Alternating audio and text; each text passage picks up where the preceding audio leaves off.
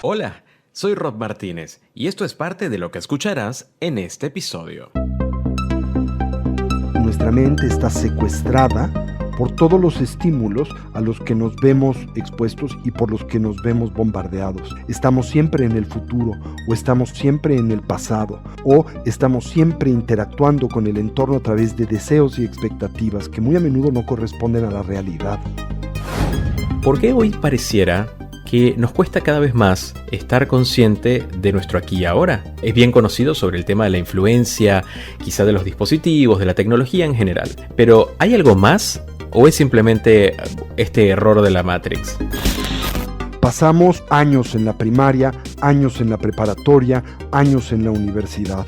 Y durante todo ese tiempo no hemos recibido una sola instrucción orientado al refinamiento de la atención y la concentración. Cada uno de nosotros tiene niveles de conciencia. ¿Cómo la podríamos definir propiamente desde el Buda Dharma? La palabra smriti se refiere a la habilidad de la conciencia para firme y cercanamente asirse a su objeto de atención o interés, de perderlo, recuperarlo, y de olvidarlo, recordarlo. Maravilloso. El sufrimiento y la felicidad, ¿cómo se describen dentro del Buda Dharma?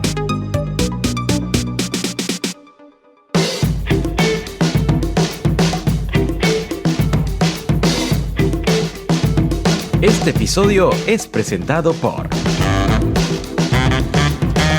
Reading Digital Marketing y Comunicación. Creamos contenido inspirador para proyectos de toda Hispanoamérica. Reading Books, acompañando a autores independientes y organizaciones a cumplir la meta de publicar su primer libro. Reading.com, multiplataforma de contenidos que brinda artículos de interés y actualidad que invitan al cultivo del pensamiento y a promover mensajes de inspiración que alimenten la vida de nuestros lectores. Reading.com es un poco acerca de muchas cosas. Ahora sí, comenzamos.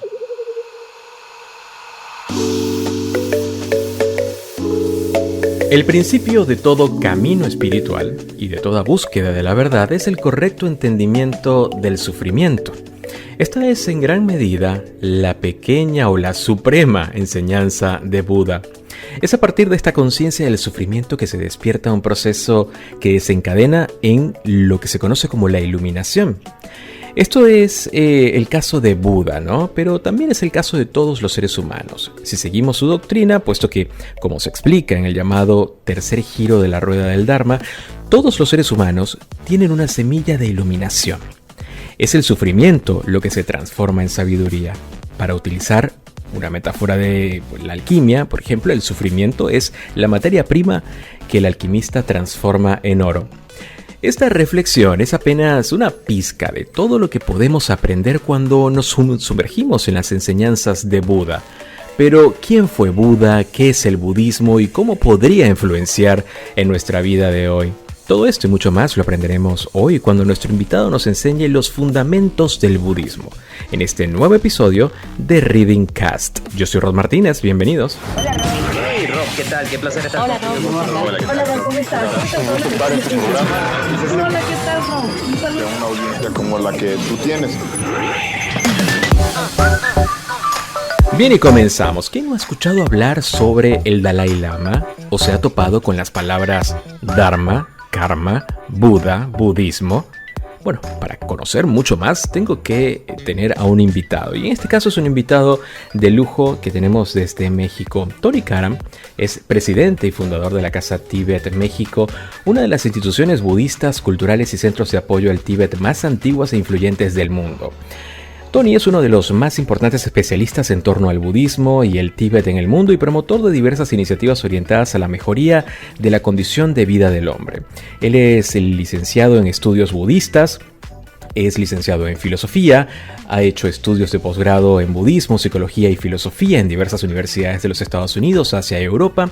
Es miembro del prestigiado Century Trust de Inglaterra, así como del Network of Western Buddhism Teachers bajo la dirección de su santidad el Dalai Lama.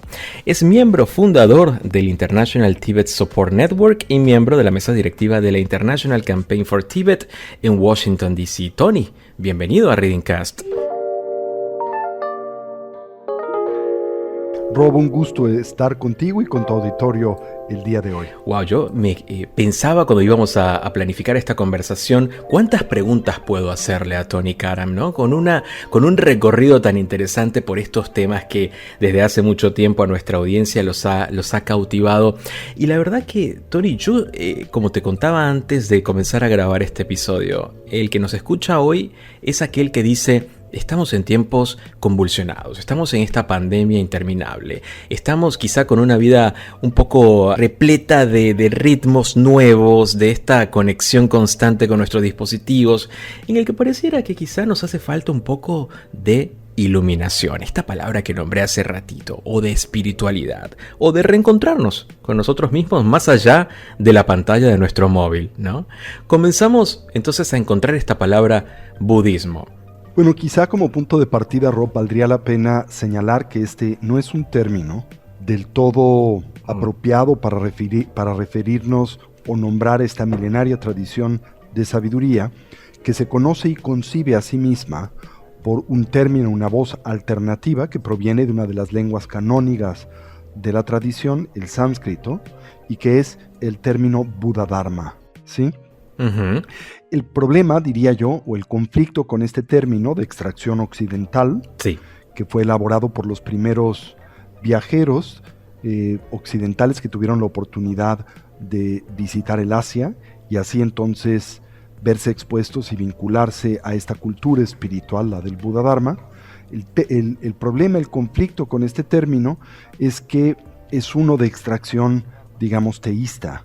Y cuando hablamos de budismo, específicamente el sufijo del término ismo, pues conlleva un sentido de absolutismo y al mismo tiempo de exclusividad, que es uno muy propio en buena medida de las tradiciones espirituales de Occidente, pero muy ajeno a la tradición espiritual del Buddha Dharma en general, ¿sí? Qué interesante. Así que prefiero emplear este término más tradicional, el del Buddha Dharma, y así pues compartirte lo que él mismo quiere decir, ¿sí? Me encantó porque es importante saber este tipo de información, porque la verdad, como lo decía también en la reflexión, a veces no sabemos dónde buscar, ni qué leer, ni lo que encontramos, ¿no? Entonces es buenísimo lo que acabas de hacer, Tony, porque has aclarado algo muy, muy importante para partir a hablar sobre este tema. Entonces me decías. Así es, y en ese contexto, esta tradición difícil o inadecuadamente debe de ser definida como un ismo. Uh-huh. Y es por esto que utilizamos esta terminología alternativa, que es mucho más cercana, tradicional y propia a la misma. El término Buddha Dharma, que está constituido, Rob, de dos vocablos, Buddha y Dharma, uh-huh. ¿sí? Uh-huh. El primero de los mismos debe de ser relativamente familiar para nuestro auditorio, pero no estoy del todo certero. Sí. Comprendan lo que realmente significa, ¿sí? Uh-huh, uh-huh. Para empezar, el término Buda es uno que no debe de ser traducido, como comúnmente se lo hace, por expresiones tales como la del iluminado. El Buda no era alguien iluminado, era un Buda. ¿Y qué es lo que la palabra Buda quiere decir? Viene de la raíz sánscrita Bud, que quiere decir despertar, ¿verdad?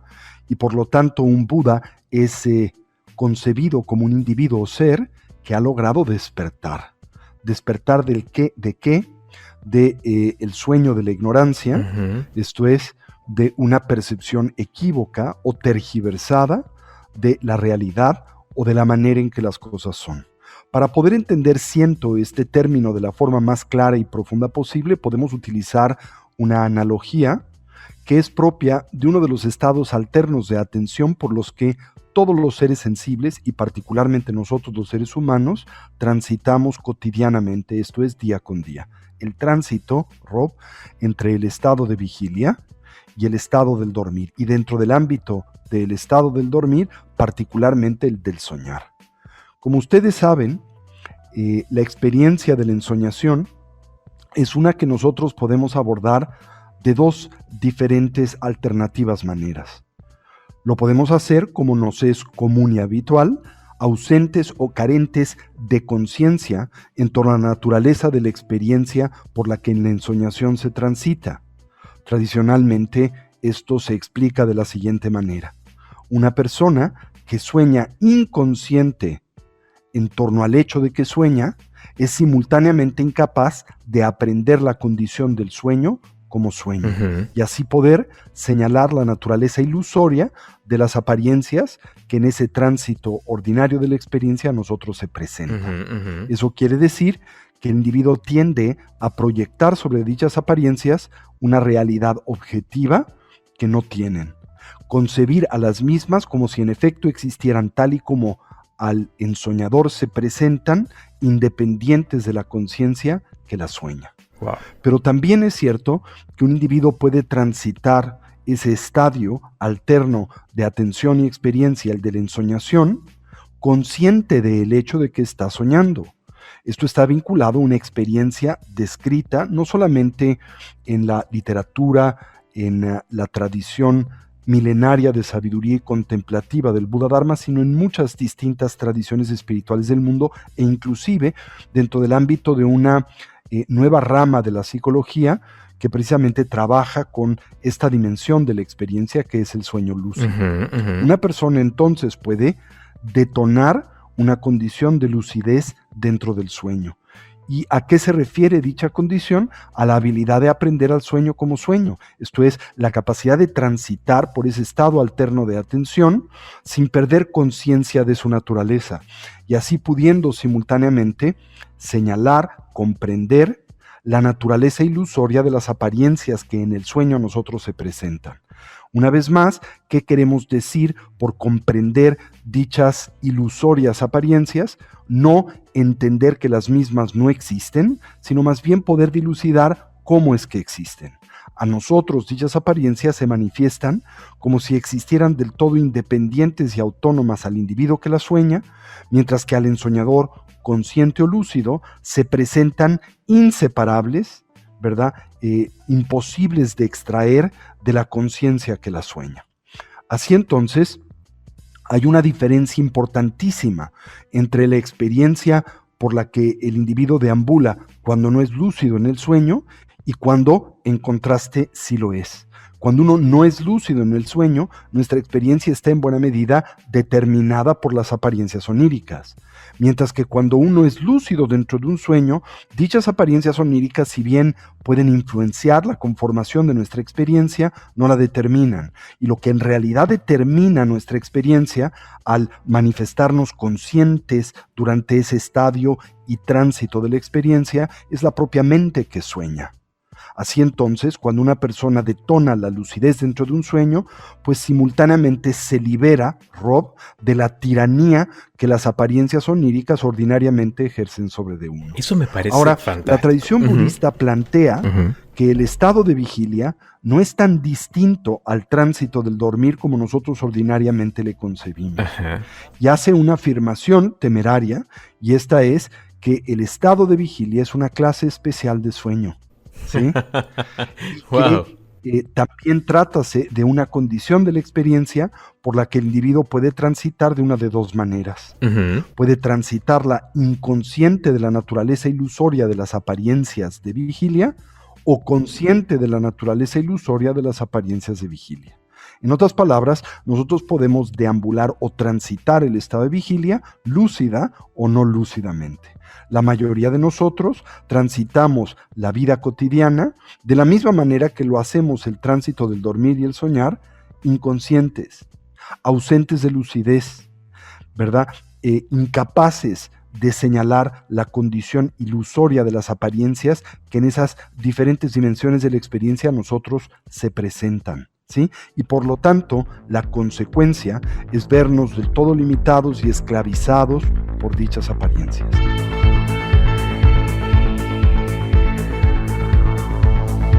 Readingcast es el podcast de Reading.com. una multiplataforma de contenidos con notas de interés escritas por autores de toda Hispanoamérica. Visítala ahora mientras escuchas este episodio. Continuamos.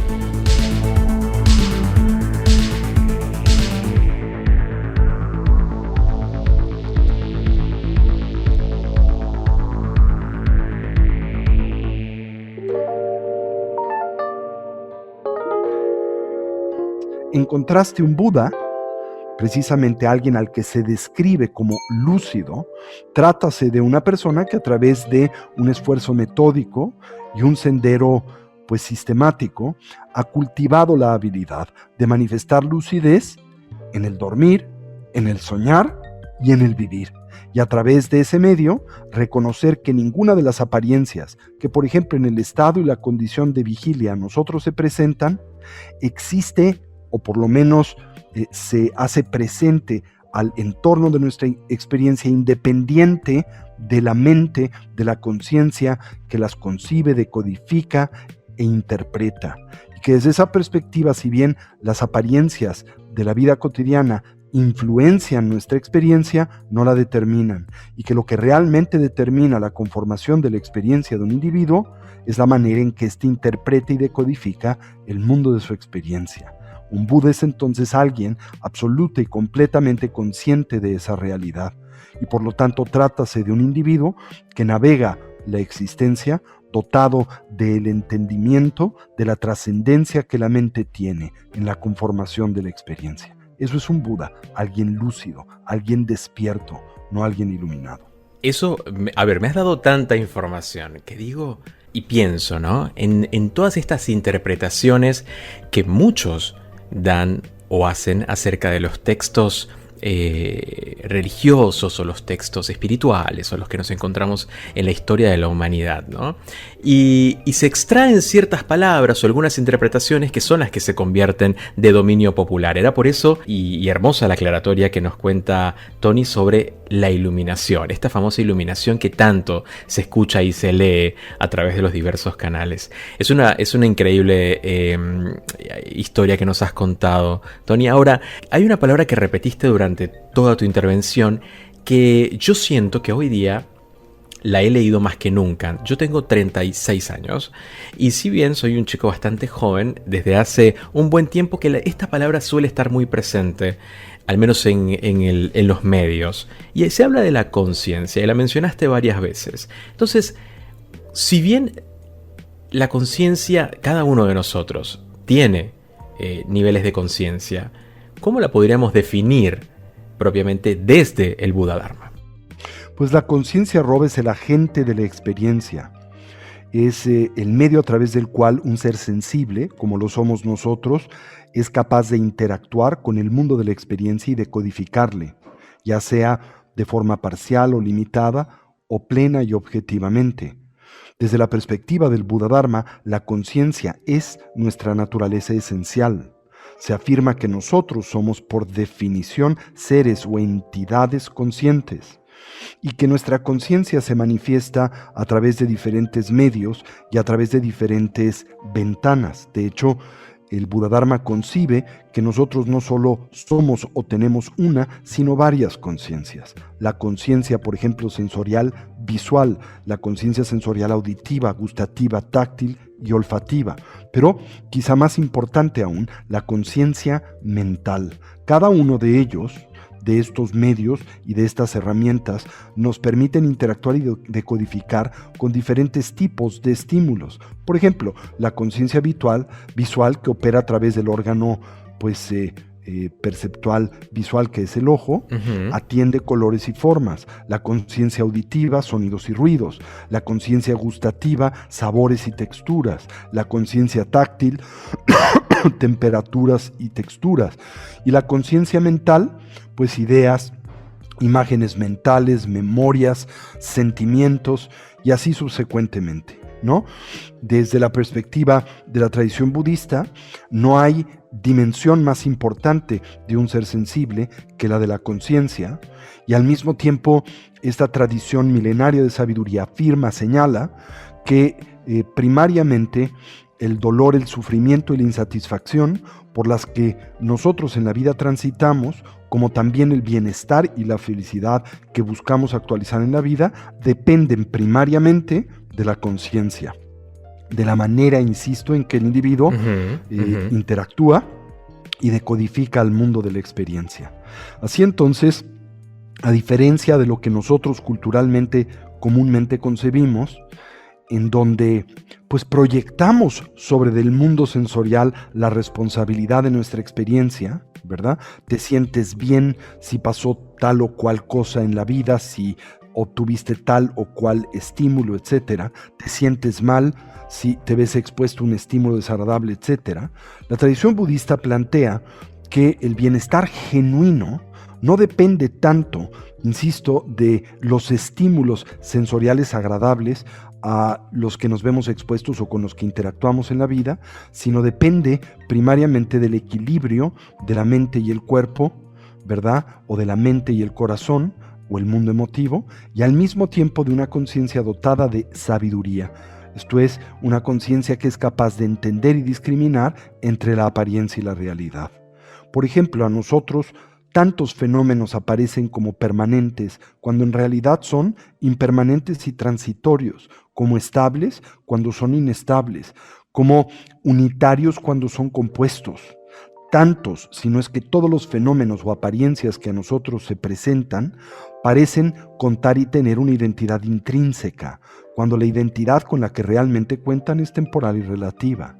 Suena esto complicado, pero lo que quiere decir en realidad o a lo que se refiere es muy simple. Cuando tú interactúas con un pastel de chocolate, por ejemplo, y lo degustas y derivas placer de la experiencia y te cuestionas o preguntas de dónde viene, qué es lo que detona esa experiencia placentera, pues rápidamente concluyes que es en efecto el pastel, ¿no es cierto?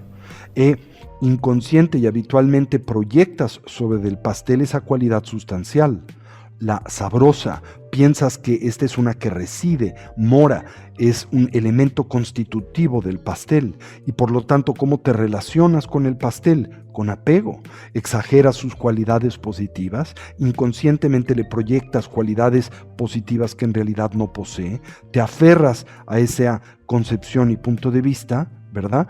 Y concibes al pastel como una fuente confiable y genuina de placer, bienestar y felicidad.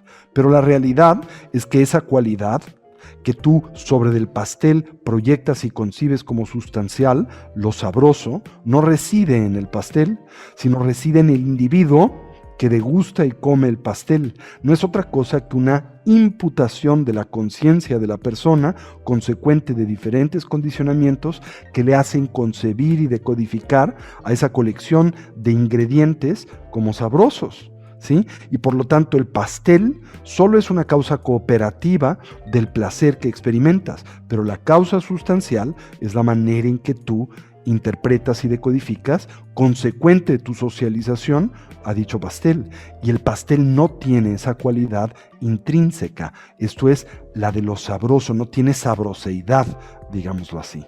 Entonces, proyectamos una identidad intrínseca sobre lo que no la tiene, ¿verdad? Y en consecuencia, tarde o temprano, como resultado de esa distorsión cognitiva, eventualmente nos vemos expuestos a una especie como de disonancia perceptual, esto es, una incongruencia entre la apariencia y la realidad, y esta es la causa primaria de nuestras dificultades y problemas recurrentes. Ahora, la buena nueva es que esto es algo que se puede corregir, ¿sí?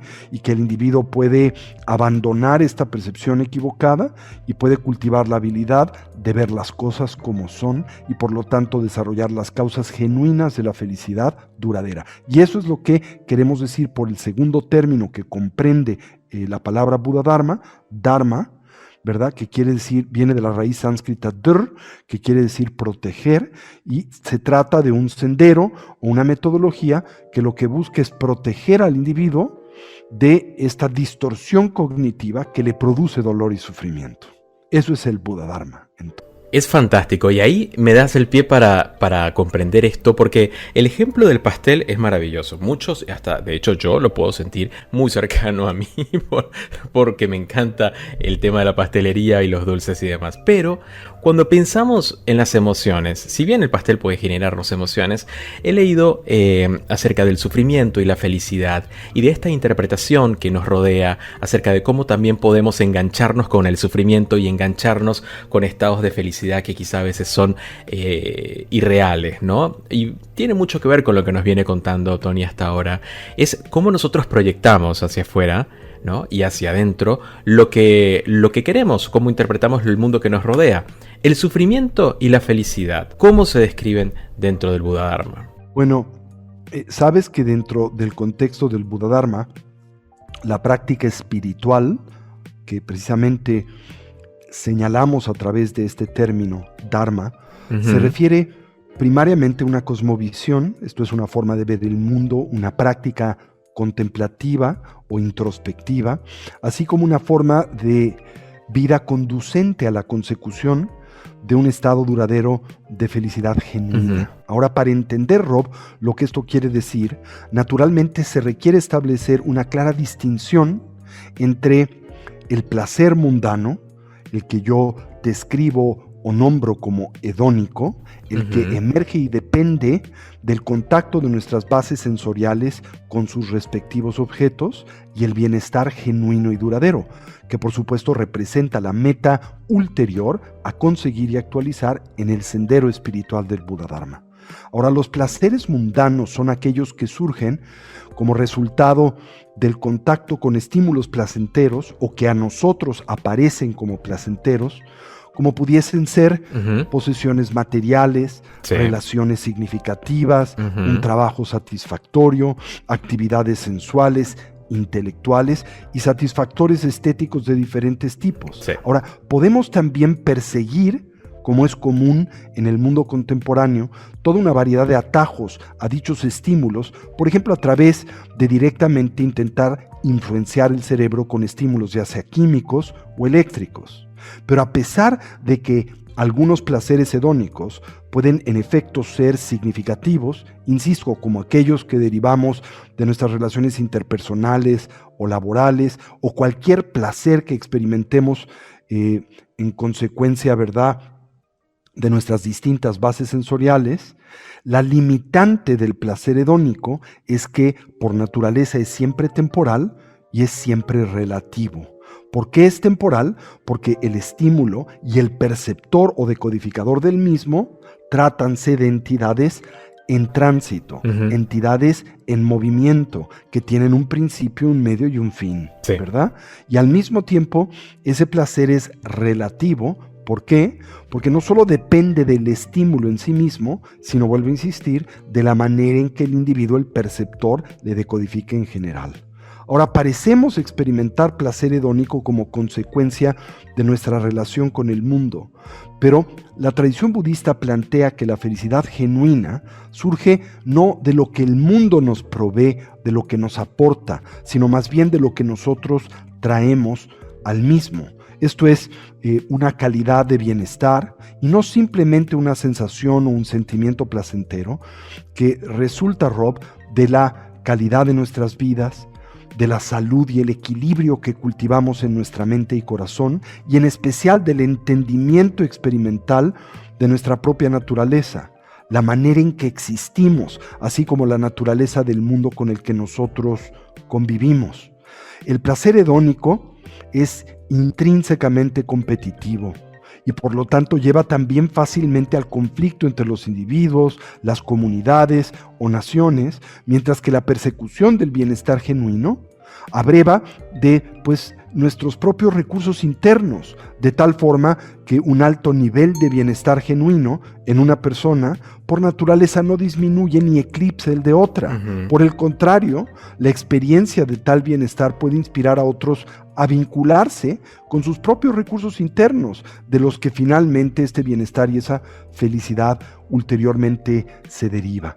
Entonces, la búsqueda del bienestar genuino para nosotros y los que nos rodean, y no del mero placer hedónico, desde la perspectiva del Buda Dharma, es lo que genuinamente le aporta a nuestra vida genuino significado. Y es la meta y objetivo fundamental de este milenario sendero espiritual.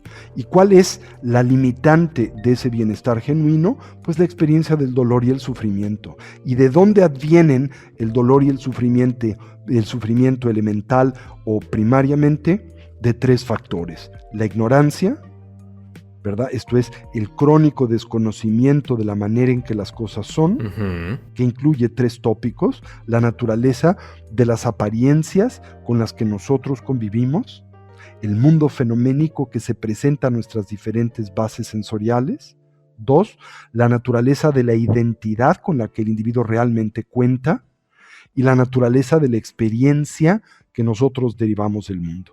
El Buda Dharma parte, Rob, de una hipótesis primaria de trabajo. Sufrimos porque no comprendemos y percibimos de una forma equívoca y tergiversada estos 3 órdenes de la experiencia.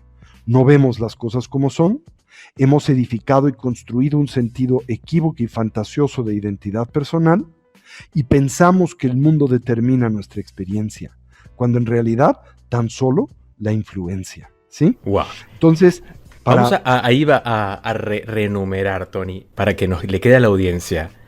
Ignorancia. Es el primer factor que influencia el dolor y el sufrimiento. Totalmente. Segundo factor. Segundo. El apego, Rob. Sin duda, sin duda. El aferramiento, consecuente de la ignorancia. Y el tercer factor, la aversión y hostilidad, que también emerge de la ignorancia, ¿no? Es impresionante. Por ejemplo, sí. Cuando, volviendo al tema del pastel, cuando tú percibes un pastel de chocolate y le concibes dotado de una cualidad sustancial agradable o positiva, lo sabroso, ¿cómo te relacionas naturalmente con el pastel? Con apego. Totalmente, sí. Con aferramiento, ¿verdad? ¿Y qué concibes? A más pastel, mayor bienestar. Sí. Independiente a quién interactúe o deguste el pastel, de dicha experiencia derivará el mismo efecto, porque el pastel es universalmente sabroso y satisfactorio, ¿verdad? Tal cual. Y lo hará en independencia de condiciones y circunstancias de las que no tienes comúnmente conciencia, como por ejemplo, si tiene o no tiene hambre. Tal cual. ¿Verdad? Sí, sí. Pero la realidad es que el pastel no aparece a todos de la misma manera, ni lo hace siempre, ni en independencia de condiciones y circunstancias. ¿Cómo aparece aún el más rico pastel de chocolate cuando tienes hambre y cuando no tienes hambre? ¿Cómo es que a ti aparece cuando te encuentras, por ejemplo, sano y cuando te encuentras enfermo?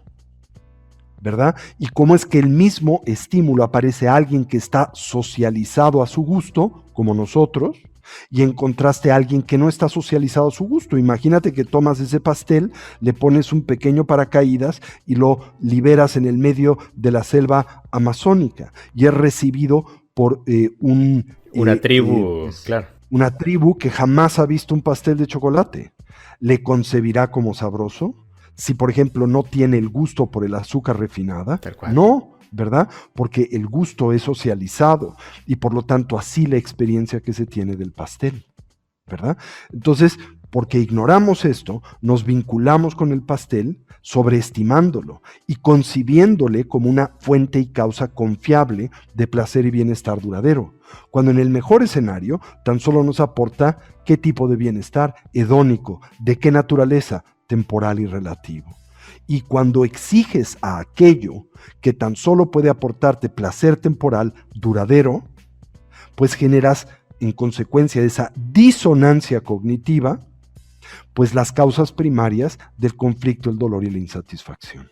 Y cuando eres presa de esa experiencia, ¿a qué responsabilizas de la misma? Al pastel. Directamente. Cuando en realidad, ¿quién o qué es responsable de esa experiencia? Pues tu distorsión cognitiva en general.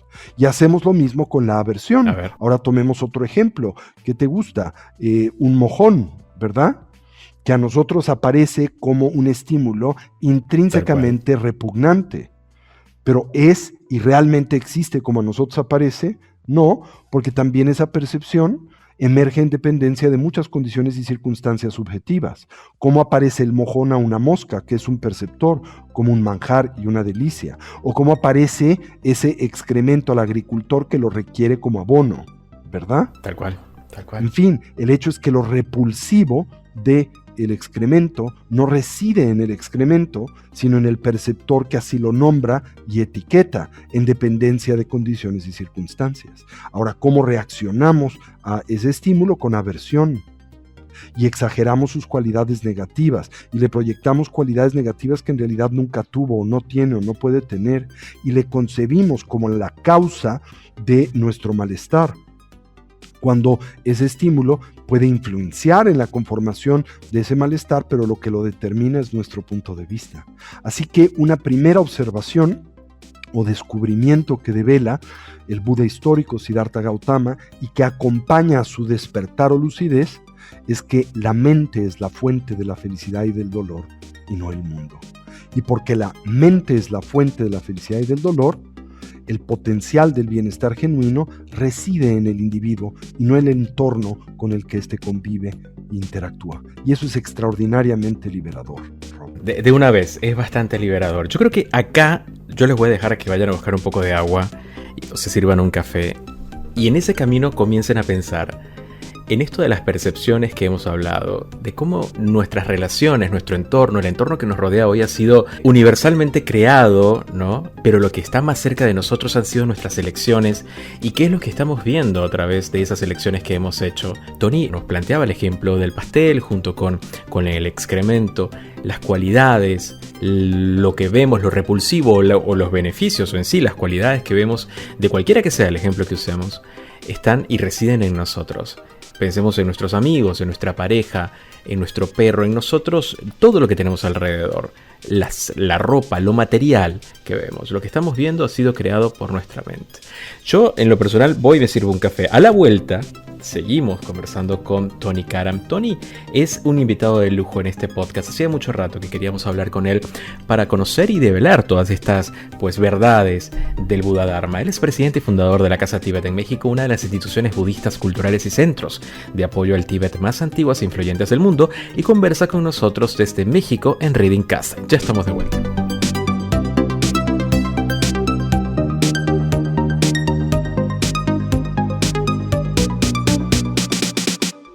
Uno, dos, tres, probando. Esto está prendido. Hey, soy Rod Martínez y Reading Cast es mi podcast. Hola Rob, muy buenos días. Muchas gracias Rob, gracias por la invitación. Hola, un gusto Rob, estar aquí. ¿cómo te va, Rob? Hola. Rob, un gusto estar contigo y con tu ¿Cómo estás, auditorio. Rob? Un gusto estar en este espacio. Hola, muy buenas, Rob. Muchísimas gracias Rob por la convocatoria, la ¿Qué invitación. tal, Rob? Muchísimas gracias por la invitación. Muy bien, muchas gracias por invitarme, Rob. Me encanta conversar con gente interesante. Y durante muchos años lidié porque, si bien era muy desordenada, no me gustaba el desorden. Pasé muchas horas de mi vida ordenando para no poder mantenerlo. ¿Se suelta nada más lo material? Porque como seres humanos tendemos a pegarnos y a generar vivencias y experiencias con los objetos. Pero finalmente, Rob, te das cuenta que tú tienes que hacer lo que te gusta y lo que te hace feliz. Y muchas veces el dinero no es lo más importante. Por eso decíamos que el minimalismo nos invita a vivir con intencionalidad, porque no nada más es comprar por comprar, es realmente comprar solamente lo que vamos a necesitar. Porque todos tienen una historia para contar. Arrancaba un mes, fracasaba, volvía a foja cero, volvía a otra nutricionista, iba saltando de nutricionista en nutricionista y nunca lograba adaptarlo como un estilo de vida, porque era una dieta restrictiva que claramente no se adaptaba a mí. Después de que me hicieron todos mis estudios, pues la persona que me estaba ayudando con el tema me dice, bueno Alberto, aquí tenemos dos opciones. Una opción es que estés medicado también de por vida para evitar que el tema de colesterol y triglicéridos siga avanzando. La otra opción es que tú hagas ejercicio y bajes de peso. Algo interesante para enseñarnos. La persona que tiene la chispa de la comunicación tiene algo que no se compra con dinero. Un punto de vista sobre nosotros. Sociedades complejas, diversas y extrañamente maravillosas. Todos podemos hacer algo relacionado con este tipo de conductas y no por ello somos personas tóxicas. Convertimos una relación en tóxica. Y muchas veces incluso somos los dos miembros en la relación, que esto suele ocurrir más en relaciones de pareja, ambos miembros tenemos una relación tóxica frente al otro. Aunque yo no tenga una tarea fuera de mi hogar y esté todo el tiempo aquí, tengo que de alguna manera gestionar mis relaciones con quienes están a mi alrededor y con quienes son mis proveedores. La palabra Samadhi, Rob, quiere decir o se refiere a el desarrollo y el cultivo de una habilidad, la cercana aplicación de la atención. Entonces, esto es Reading Cast, conversaciones donde te invitamos a pensar, repensar lo que creías que debías pensar. Pues sobre todas las cosas. Acompáñame cada viernes en un nuevo episodio. Voy a dejar aquí grabado que tenemos a Rob, que es un gran orador, por lo que puedo escuchar, ¿verdad? Ay, me encantó. Qué lindo, Rob, gracias. Tus reflexiones me encantan porque sé que llegan a la gente, así que nada, gracias. Reading Cast, solo en Spotify. Muchos autores independientes desean publicar su obra, pero necesitan el apoyo de expertos en el proceso editorial. Reading Books es una editorial que cuenta con un equipo que te ayudará a alcanzar esa meta. Desde el acompañamiento creativo por medio de consultorías, proyección y planificación editorial, revisión, corrección, maquetación, diseño, impresión y distribución del libro. Como autor, contarás con todo el respaldo de un equipo joven y calificado que te acompañará durante todo el proceso de producción de tu obra. Consultores, asesores lingüísticos y literarios, diseñadores gráficos expertos en maquetado y mucho más. Ya sea que tengas un manuscrito en manos o apenas la idea de tu libro, en Reading Books trazamos el camino para su publicación. Visita nuestra web y conócenos mucho más. www.readingdigital.com/books. En la descripción de este episodio encontrarás el link directo para que nos visites. Reading Books. Marketing es todo y todo es marketing. En Reading Digital somos una agencia de marketing y comunicaciones 360, especializada en estrategias de desarrollo, producción y ejecución de acciones que tienen como fin darle visibilidad a productos y servicios, convirtiendo ideas en mensajes únicos y poderosos gracias a un equipo eficaz que trabaja con energía, pasión y con el ojo puesto en cada detalle. Trabajamos, producimos, medimos, comparamos y reinventamos la manera de hacer marcas. Somos Reading Digital, www.readingdigital.com. No hay nada más emocionante que viajar, trazar un recorrido que nos alimente, sumando emociones, experiencias, forjando relaciones, excitando al espíritu para componer conocimiento en forma de melodías que se escuchen alto, que toque cada fibra, que te haga sentir, reír, llorar, emocionarte. Now do what you want.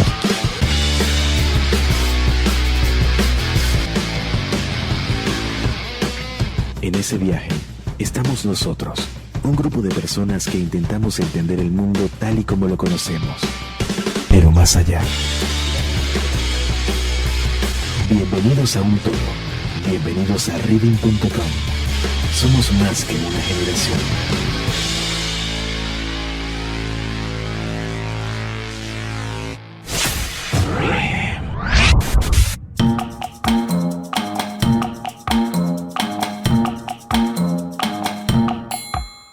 Muy bien, estamos de vuelta con mucho más en Reading Cast. Yo soy Rod Martínez y la verdad que es un episodio en el que menos he hablado yo. La verdad, debo confesarlo, porque estoy escuchando atentamente una clase magistral que nos está brindando nuestro invitado de este episodio, Tony Karam, un invitado de lujo. Lo tengo desde México para hablar sobre los fundamentos del Buda Dharma. Estamos conociendo, digamos, en profundidad los primeros pasos que debemos dar a la hora de adentrarnos en esta filosofía. Y en la parte anterior tuvimos una interesante, recibimos mucha información, pero muy interesante respecto a todo lo que percibimos del mundo, cómo nuestra vida está creada, pues a través obviamente de las decisiones que tomamos a través de la conciencia. Conocimos el significado de la conciencia desde el Buda Dharma. Ahora, hubo unos segundos en los que Tony nos dijo, bueno, la realidad que vemos hoy quizá no nos gusta mucho y quizá debemos empezar a tomar acción, y la buena noticia es que esto se puede hacer, esto se puede entrenar, se puede aprender, ¿no? Tony, ¿cómo comenzamos a aprender y a aplicarlo a nuestra vida diaria? Bueno, la tradición milenaria de sabiduría del Buda Dharma plantea como indispensable el desarrollo de una cualidad conocida o descrita dentro de la filosofía contemplativa india por el término samadhi. Sí. La palabra samadhi, Rob, quiere decir o se refiere a el desarrollo y el cultivo de una habilidad, la cercana aplicación de la atención, ¿sí?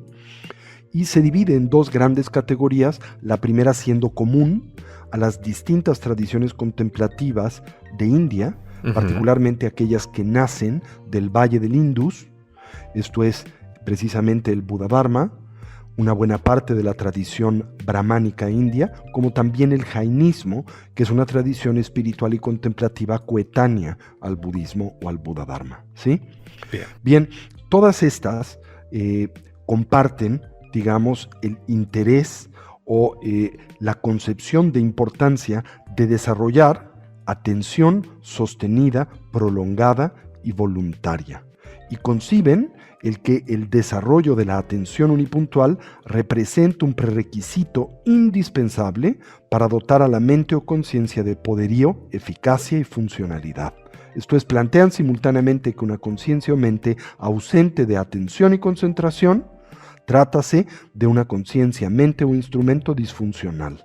En contraste, una conciencia, una mente dotada, animada por la atención y la concentración unipuntual, pues es un instrumento, por definición, poderoso y funcional. Ahora, es lo que se conoce quizá en el mercado hoy día como la conciencia plena. Así es, como la plena conciencia o la plena aplicación de la atención. ¿Sí? El mindfulness, el aquí y ahora, un poco de, digamos, todos estos conceptos que hay. De hecho, la palabra mindfulness es una traducción anglosajona del término sánscrito smriti, que en realidad no se traduce así, sino que, en la lengua castellana tenemos un término que traduce exactamente el término indio smriti, que quiere decir, o es la palabra recolección. ¿Sí? Y la palabra recolección en el castellano tiene dos acepciones: recordar y recuperar, ¿sí? Claro. Por ejemplo, el recolector de basura, ¿qué es lo que hace? Recupera la basura. Tal cual. Pero también uno puede, recordar, tener una recolección de un evento determinado, ¿verdad? Es cierto. Entonces, la palabra smriti se refiere a la habilidad de la conciencia para firme y cercanamente asirse a su objeto de atención o interés, de perderlo, recuperarlo, y de olvidarlo, recordarlo. Maravilloso. Esta es una facultad indispensable para el desarrollo de la cognición y de la atención sostenida, prolongada y voluntaria. Acá quisiera escuchar tu opinión sobre este punto en particular, porque me gusta mucho el concepto de la atención plena o de la plena conciencia, o de la plena atención. ¿Por qué hoy pareciera que nos cuesta cada vez más estar consciente de nuestro aquí y ahora? Es bien conocido sobre el tema de la influencia, quizá de los dispositivos, de la tecnología en general. Pero ¿hay algo más o es simplemente este error de la Matrix? Yo creo que tiene mucho que ver, Rob, con el hecho de que hoy vivimos en un mundo en extremo materializado y un mundo en donde la estimulación sensorial se ha visto potencializada y exacerbada como nunca en la historia de la humanidad, ¿sí? Simplemente ten en cuenta a través de dispositivos, por ejemplo, como puede ser la televisión, el teléfono o la computadora, cuántos estímulos son aquellos a los que nosotros podemos tener acceso en cuestión de una hora, por ejemplo, ¿no? Tal cual. Y al mismo tiempo estamos abiertos a la radio, como es el caso de tu programa el día de hoy, y a toda variedad de diferentes estímulos que nos bombardean cotidianamente. Al mismo tiempo sufrimos como cultura de un entorno formativo y educativo que ni siquiera plantea como algo importante la educación de la atención. Creo que esto muy poco a poquito empieza a cambiar en consecuencia de la valorización que nuestra cultura occidental empieza a hacer precisamente de habilidades como las de la cercana aplicación de la atención o la recolección. Pero si bien esto es una tendencia que ahora comienza, todavía no puedo decir que se ha convertido en un paradigma formal de nuestra cultura. Entonces, sufrimos, y piensa esto, que me parece escandaloso, ¿sí? Pasamos, pues, decenas de años educándonos, ¿verdad? Años en la primaria, años en la preparatoria, años en la universidad. Y durante todo ese tiempo no hemos recibido una sola instrucción o hemos sido objeto de ningún tipo de proceso formativo y educativo orientado al refinamiento de la atención y la concentración.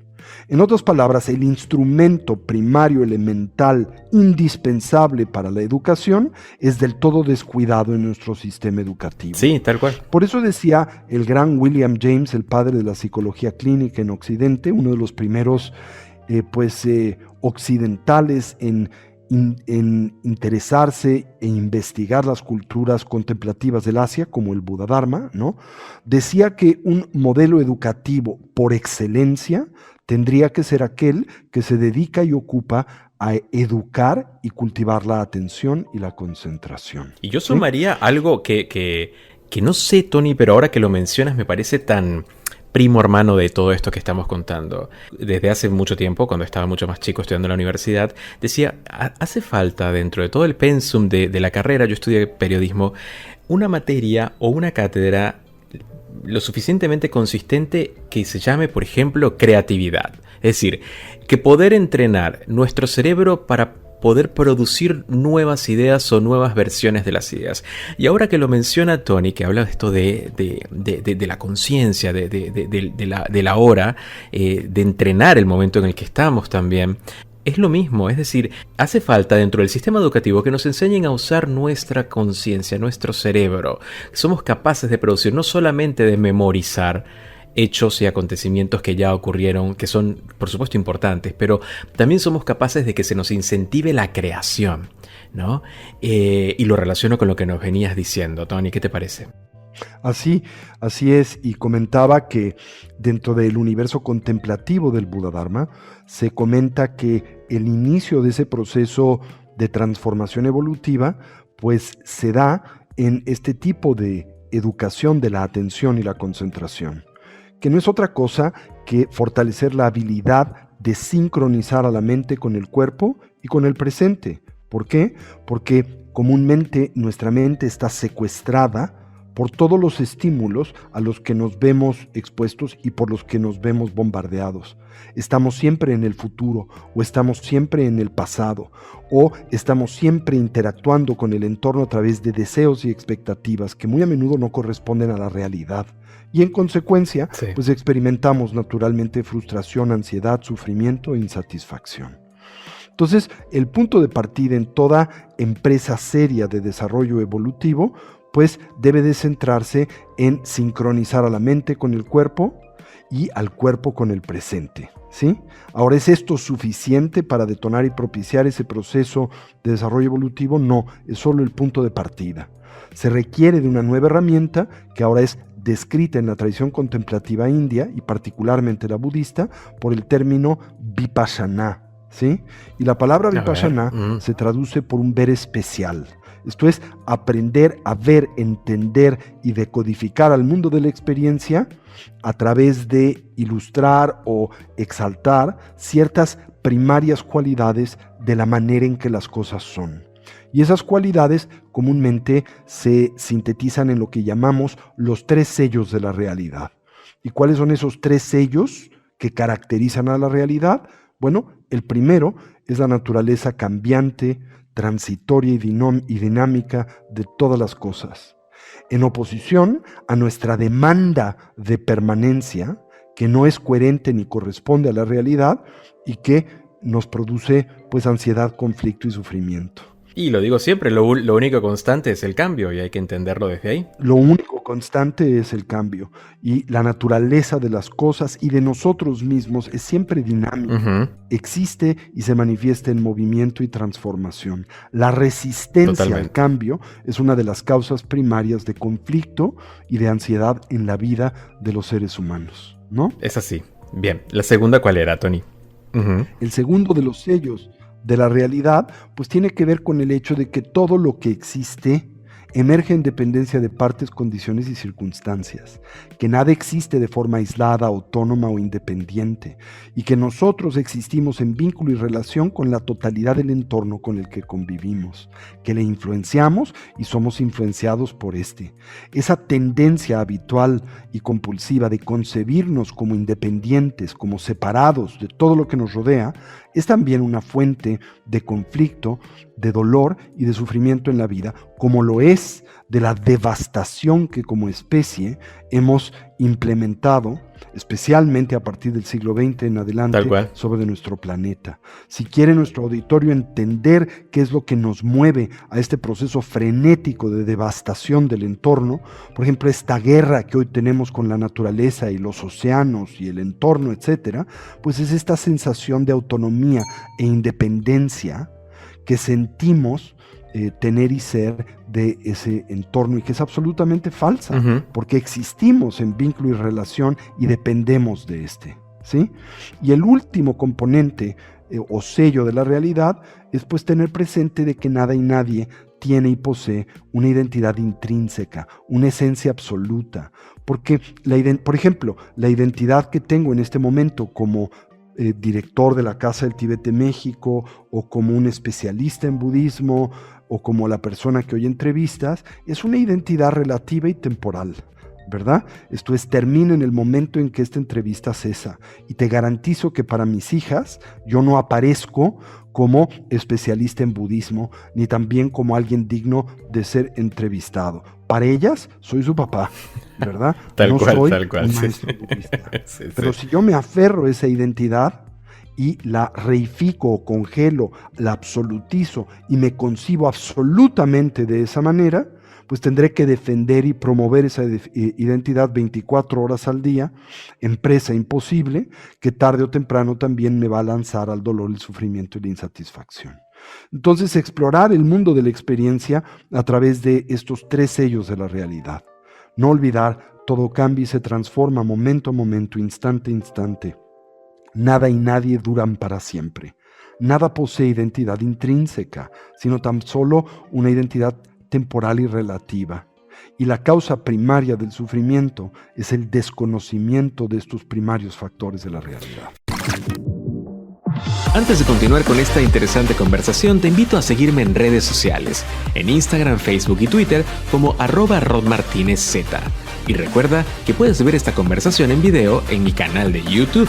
Búscalo como RobMRTZ. Continuamos con Reading Cast.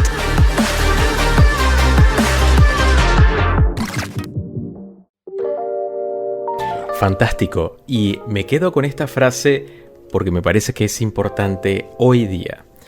Lo único constante es el cambio, y es parte de la filosofía que hemos tratado de transmitir el día de hoy. Pudiéramos hablar cientos de horas sobre Buddha Dharma con Tony Karam, porque hay mucho para transmitir, pero quería darles a ustedes, quienes nos han pedido este tema desde hace bastante rato, un preámbulo de lo que se puede empezar a meditar para poder comprender y saber si nos identificamos con estos fundamentos, ¿no? Tony, yo estoy escuchando el podcast ahora, estoy en mi casa, estoy en el auto, y me parece fascinante lo que contamos.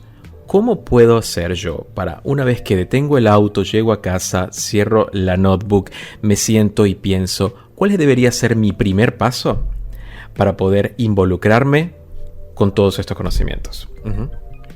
Bueno, la más primaria instrucción de meditación que se ofrece en la tradición budista es una práctica conocida como Anapanasmriti, o la recolección de la respiración. Y aquí, pues, la idea es desarrollar 3 habilidades. La relajación, de la que depende el desarrollo de la atención sostenida, prolongada y voluntaria, porque la atención cognitiva tan solo produce atención temporal, pero inestable, ¿sí? Para desarrollar atención prolongada y sostenida se requiere una condición y estado de profunda relajación. 2. Desarrollar una condición de quietud y estabilidad. Y finalmente un estado mental dotado de claridad, viveza, alerta y, claridad en la atención en general. Entonces, la instrucción para esta práctica es en realidad muy simple. Sentarse por unos 15 minutos derechitos con la espalda erguida, la cabeza en equilibrio o balance. Pueden o no cerrar los párpados dependiendo de su preferencia y habilidad. Y colocar la atención en el flujo natural de la respiración. Bien. Cualquier idea, cualquier sensación o estímulo que en nosotros surja, observarla, darse cuenta de la misma, pero autoliberarla, esto es dejarla pasar sin elaborar sobre de ella, sin dejarnos secuestrar por esta, y con una actitud de suavidad y naturalidad, volver la atención o recolección sobre el flujo natural de la respiración. Simultáneamente atender la esfera de las sensaciones táctiles, y en especial aquellas vinculadas con la respiración, comenzando por la relajación. Para ello, recorrer a nuestro cuerpo introspectivamente desde la coronilla de la cabeza hasta las plantas de los pies, y ahí donde hallemos o identifiquemos cualquier elemento, cualquier rastro de ansiedad o atención, relajarlo. Si se nos facilita y como un medio hábil al inhalar, imaginar que en nosotros penetra luz y claridad. Concebir que ésta se vierte sobre esos puntos de tensión y ansiedad. Al hacerlo, los ilumina, distiende y relaja. Y al exhalar, imaginar que esa tensión nos abandona, como vapor de agua que espontánea y naturalmente se diluye o se desvanece en el vacío. Mantener a nuestra recolección, nuestra presencia mental, firmemente asida sobre el objeto de concentración, el flujo natural de la respiración. Y cultivar, finalmente, una actitud de atención introspectiva dirigida hacia la emergencia de los diferentes obstáculos que inhiben o dificultan esta práctica y aplicar, primarios antídotos. De experimentar entonces extrema ideación o agitación mental, concentrar la atención en la exhalación y la sensación gradual y progresiva de tranquilidad y relajación que le acompaña. Y de ser presas del hundimiento mental, el sopor, el sueño, la pérdida de claridad, concentrar la atención en la inhalación y con ella la viveza alerta y la claridad mental que ésta propicia. Así, orientar a nuestra mente y cuerpo hacia su estado natural. ¿Y cuál es este? Uno del todo relajado, libre de tensión, estable y quieto, pero simultáneamente dotado de claridad alerta y una actitud de vigilancia. Atender a la respiración sin aferramiento, sin constricción, pero simultáneamente sin distracción. Y hacer esto unos 15 minutitos al día, y verán poco a poquito cómo esto va fortaleciendo la atención y la concentración, y por lo tanto también nuestra capacidad para atender y percibir con claridad.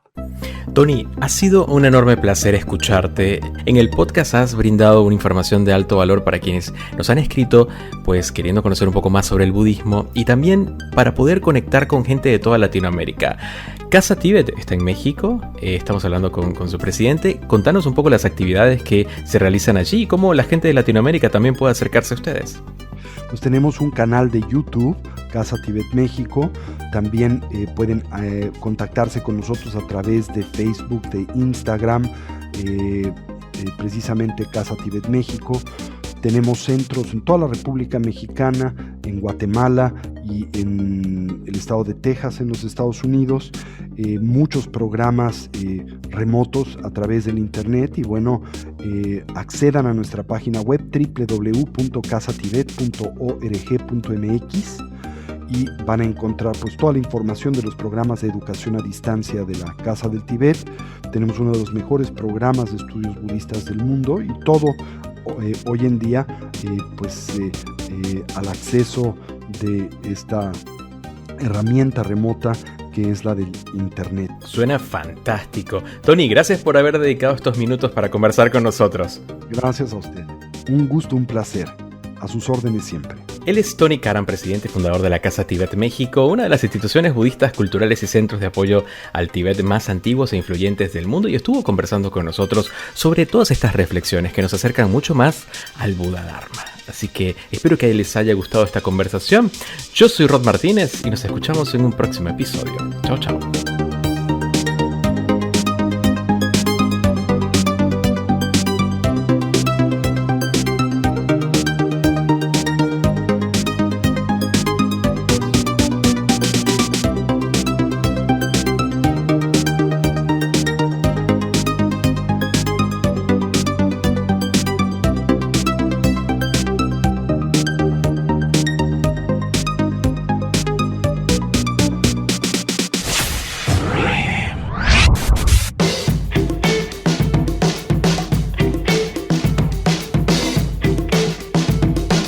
podcast fue presentado por Reading Digital Marketing y Comunicación. Creamos contenido inspirador para proyectos de toda Hispanoamérica. Reading Books, acompañando a autores independientes y organizaciones a cumplir la meta de publicar su primer libro. Reading.com, multiplataforma de contenidos que brinda artículos de interés y actualidad que invitan al cultivo del pensamiento y a promover mensajes de inspiración que alimenten la vida de nuestros lectores. Reading.com es un poco acerca de muchas cosas.